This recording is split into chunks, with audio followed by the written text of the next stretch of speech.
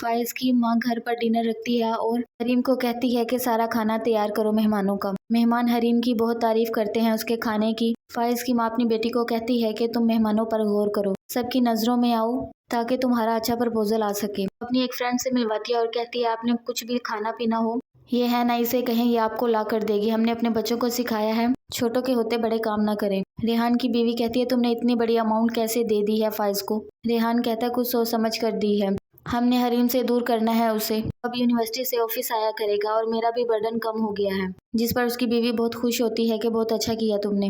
حریم فائز سے پوچھتی ہے آپ کیا کام کر رہے ہیں؟ اسائنمنٹ بنا رہے ہیں۔ فائز بتاتا ہے نہیں آفس کا بہت ورک ہے وہ کر رہا ہوں، اس کے بعد اسائنمنٹ بناؤں گا۔ حریم کہتی پہلے اپنی اسٹڈی کمپلیٹ کر لیتے پھر کام کر لیتے آفس کا۔ فائز کہتا ہے نہیں بھائی نے کہا ہے تو اب کرنا پڑے گا، آنٹی کے علاج کے لیے میں نے انتظام کر لیا ہے پیسوں کا۔ حریم اپنی ساس کے پاس آتی ہے اور آ کر کہتی ہے آج امی کا آپریٹ ہے، مجھے ان کے پاس جانا ہے۔ جس پر فائز کی ماں کہتی ہے میری خود کی طبیعت ٹھیک نہیں ہے، مجھے تمہاری ضرورت ہے، تم شام میں چلی جانا اب مت جاؤ۔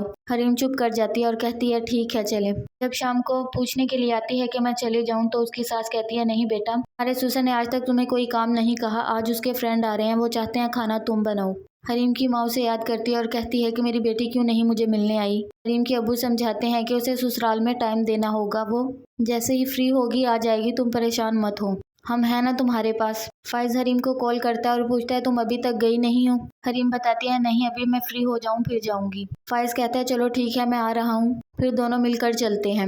کال پر بات کر رہی ہوتی ہے، اس کی ساس آتی ہے اور آ کر کہتی ہے یہ میری ملکیت ہے، مجھے اس پر نظر رکھنا ہوتی ہے کون کیا کر رہا ہے، اگر میں نہ آتی تو کیسے پتہ چلتا تم فائز سے کال پر بات کر رہی ہو۔ پھر اپنے کندھے دبوانا شروع کر دیتی ہے اور کہتی ہے تمہارے ہاتھوں میں کیا جادو ہے۔ تبھی فائز آتا ہے اور کہتا ہے تم ابھی تک تیار نہیں ہوئی، تیار ہو جاؤ تمہاری امی ویٹ کر رہی ہوں گی۔ فائز کی ماں کہتی تمہاری بیوی نے بتایا ہوگا، اس نے میری بہت خدمت کی ہے۔